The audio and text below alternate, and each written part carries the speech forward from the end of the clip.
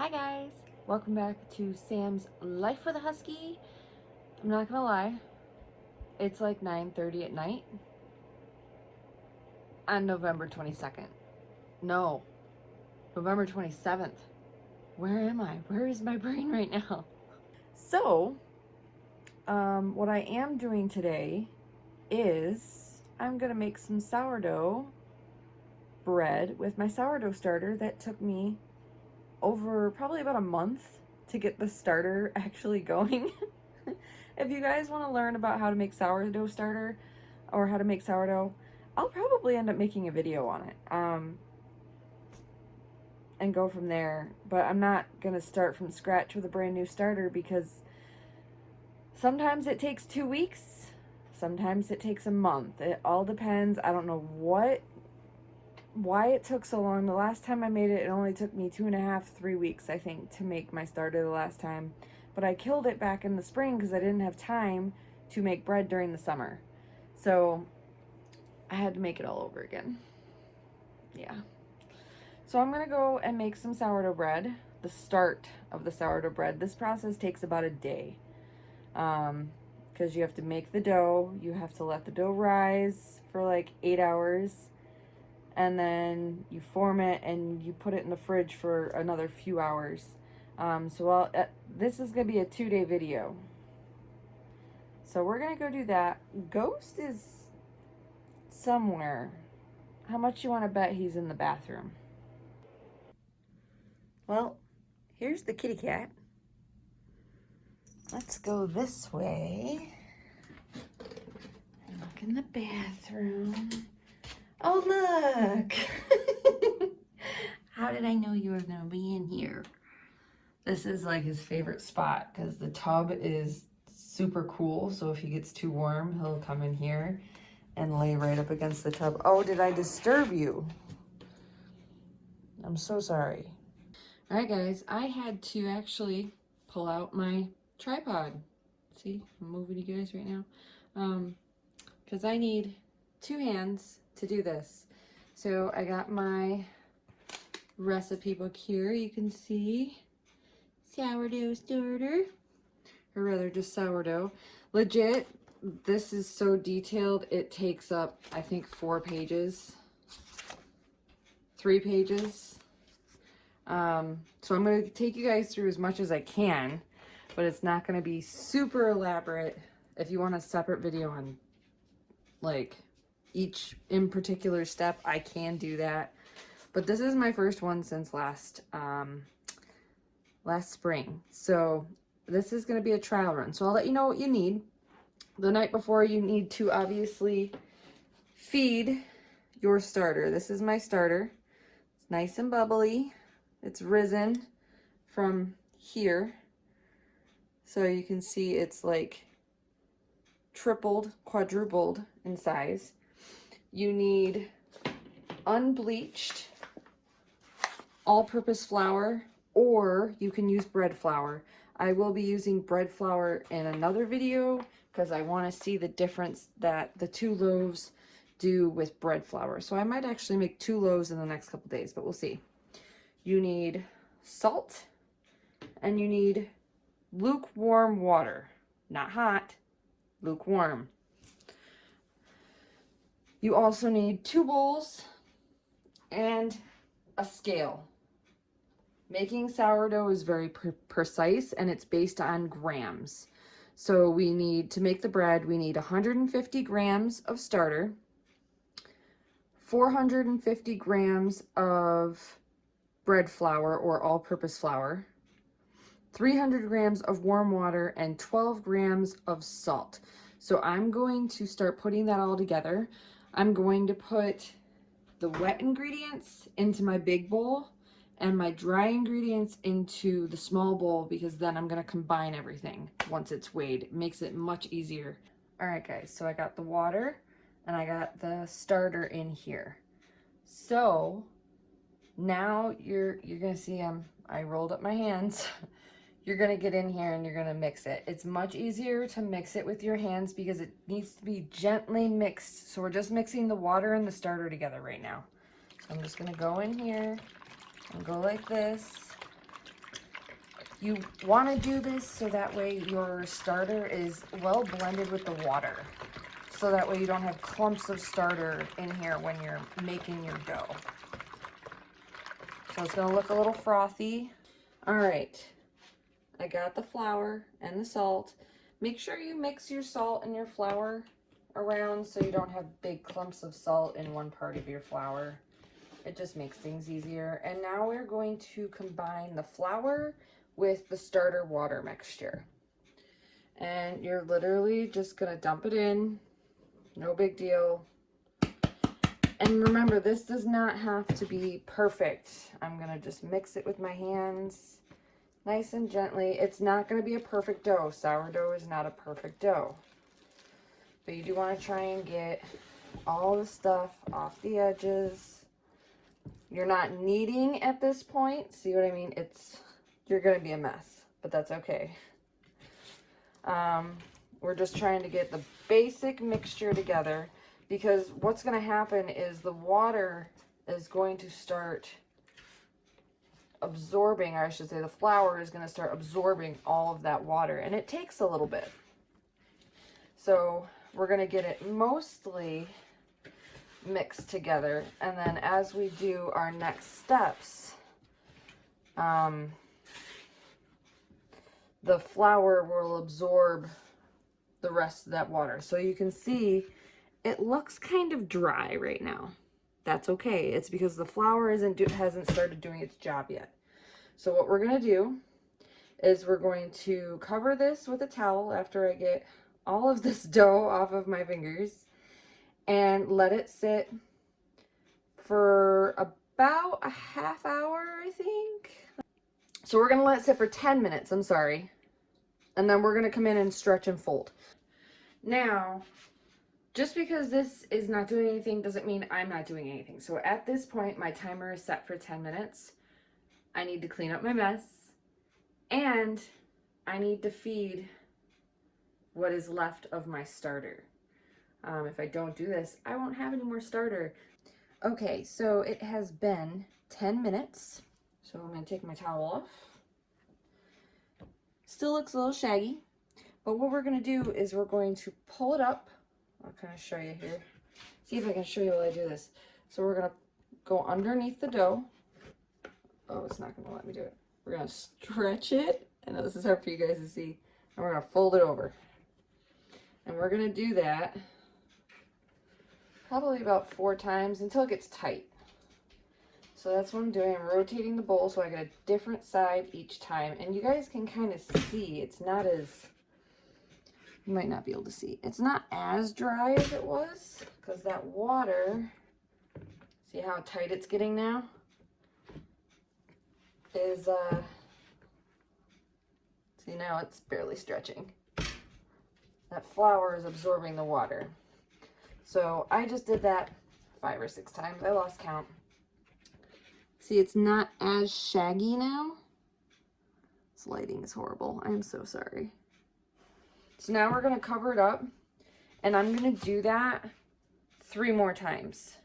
So we want to stretch and fold and let it rest 3 or 4 times, and just let it gradually work. Let the flour gradually pull in that moisture. When you're in this process, never add more flour or water if you think it's too wet or dry. Remember, the water is going to get absorbed by the flour, and it takes time to do that. So, I'm trying to look at my camera. So if it is too wet, dip your hand into some flour before you mess with it. If it's too dry, dip your fingers into some water before you do your stretching and folding. It's all done. I'm holding my tripod right now, so it might not be super steady. See how much nicer that looks? I'm gonna stand my tripod back up. It might be a little shaky for a second. I apologize. So I've done the 4 kneading sessions. It's all done for right now. So I'm going to take my cloth here and cover it up, and it's gonna sit on the counter for the next 8 hours, so basically when I wake up in the morning, to do its first proofing session or rising session. Good morning, guys. So our dough has proofed. I gotta be careful where I said it. It's been about 9 hours, to be honest. I overslept. 9.5 hours, which is okay. The dough is good. You can see it's risen quite a bit. If I poke it, it bounces back just a little bit, which tells me that it is ready.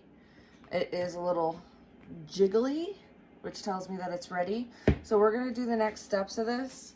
I have my second proofing bowl ready with flour and a towel in there so the dough doesn't stick to the flour.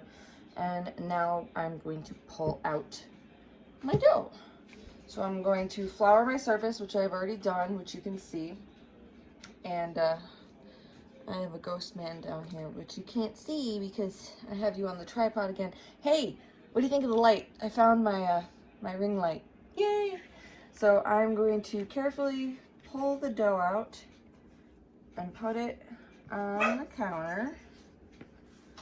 And there's Thor, you heard him in the background. I had a discussion with him before I recorded, you know, to not bark for me, but you know how well dogs listen, so.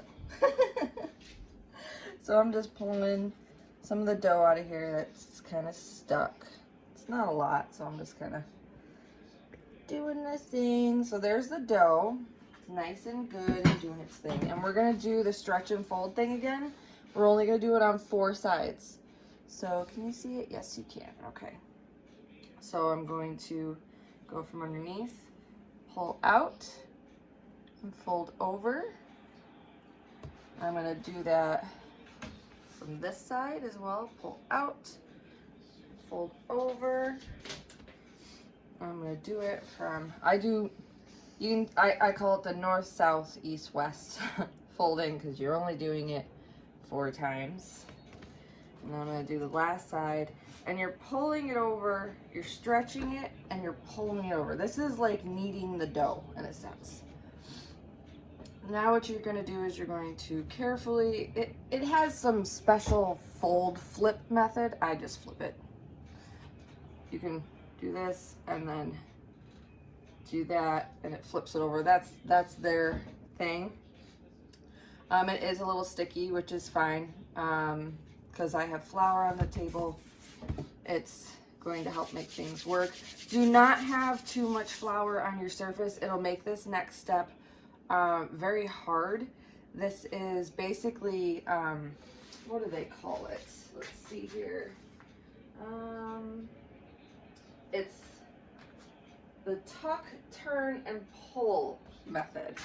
So basically what you're doing is you're gonna go forward and you're gonna tuck it underneath and turn it at the same time. And what this is doing is it's stretching the surface of the dough. You guys probably can't see it too well, but I'm pushing forward, and when I pull back, I'm tucking underneath and turning at the same time.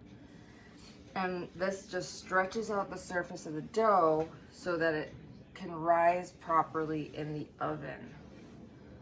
And you don't want to do this a lot, just enough until you get a nice form. It's to form your dough. And this is going to be the top of your bread. Now, since this is starting to look just about how I want it to be, and slow movements are usually better. It is a little sticky, which is fine.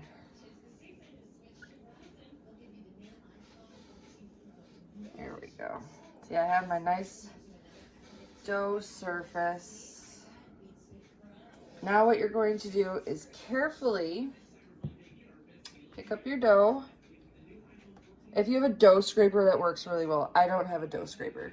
We're going to put the flat surface down. So I'm going to flip it over into my hand and put it in there. And now it's going to do its second proofing in the refrigerator. Anywhere from an hour to 14 hours. So basically, whenever I have time today, I'll make up this dough. All right, guys, so it has been several hours and my dough has proofed a second time. You can see it right here, looking amazing. It really didn't rise much this time. It may have rised a little bit, but the second proofing really isn't much of a rising stage. I have preheated the oven to 450 degrees. There you go, there's 0. And I have put my Dutch oven into the oven to preheat with the oven so it's nice and hot. You do not have to do that. It is not a necessity. You can put it in a cold pan. I prefer to heat up my Dutch oven. I've done it both ways. I will show you guys what my Dutch oven looks like. It's smaller than most, but it still does the job. So I'm gonna pull that out of the oven. Actually, no, I'm gonna wait because I still need to do one thing. So I'm gonna pull my dough out. So here's my dough. I'm gonna flip it over in my hand like so, and just let it come out. I'm gonna take that off. You'll see this is my nice side. I'm gonna lay it down, and I try and get some of that flour off there, but you really don't need to. And now is one of the most important parts. Because this rises, we want to put some slits in it so that way it has more room to rise. So it's about say about this much. There you go. About that much. That's how much I cut it. And I do an X. You can do all sorts of pretty shapes, whatever you want to do. I do an X. Some people get fancy and they do flowers.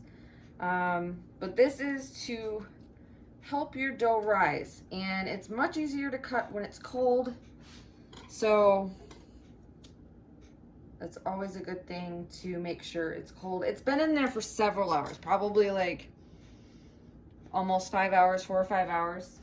And I'm just getting around to baking now.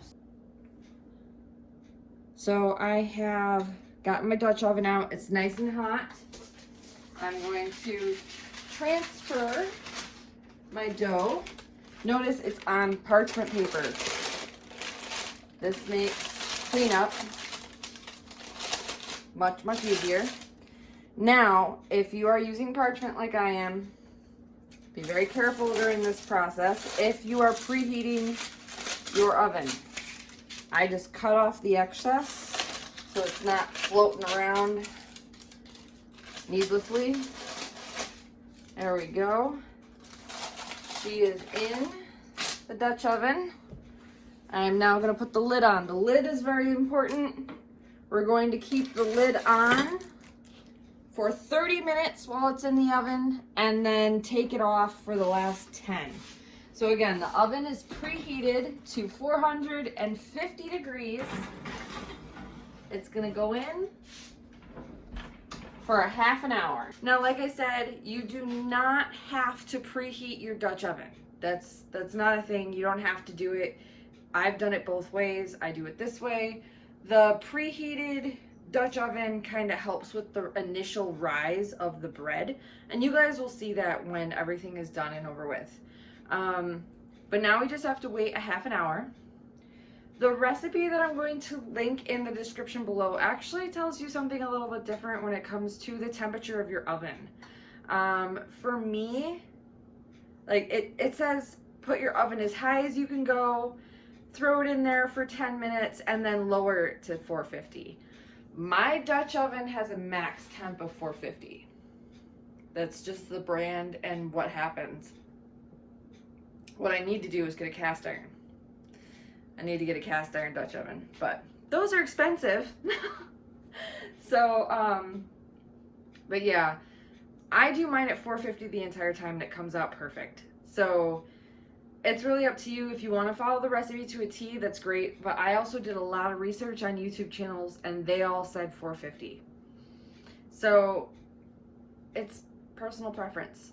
Test it out. See what works best for you in your oven. That's the thing. All ovens are a little different depending on age, make, and model.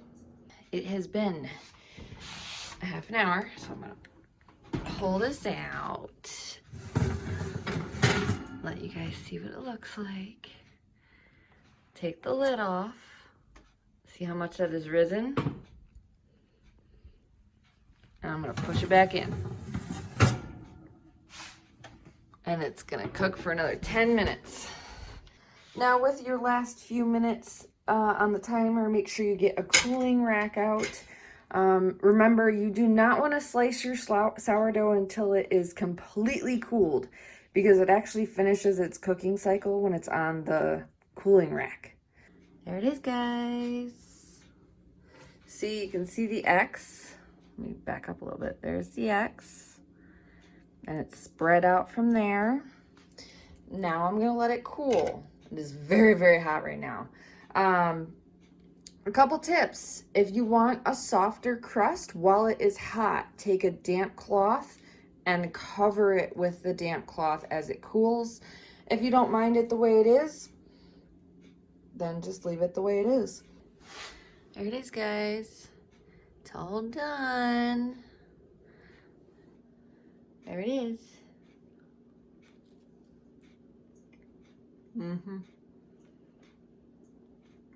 You don't even need butter.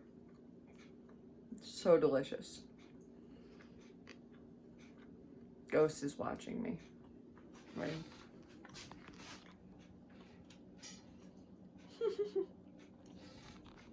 Sorry, Ghost. This bread is way too good to give it to a doggo. Way too good.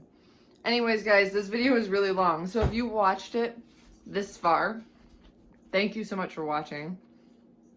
Thank you for subscribing. If you're not subscribed, go ahead, hit that subscribe button. I think it's over here. No, it's over there. Pretty sure it's over there. Somewhere. The subscribe button's down below. Go ahead and hit that subscribe button, like this video, and share it with your friends so that way we can grow the friend family. If you like seeing cooking videos like this where I do like step by step, let me know. We can do some more. A little more time consuming, a little more stressful, but that's okay. I don't mind it. I'll share some of my recipes with you. I got a bunch that are delicious and easy. That's the secret. Easy. So thank you guys for watching. We will see you in that next video. Bye. Say bye, Ghost. She's, Mom, just give me the bread. He might get a little piece. Just a little.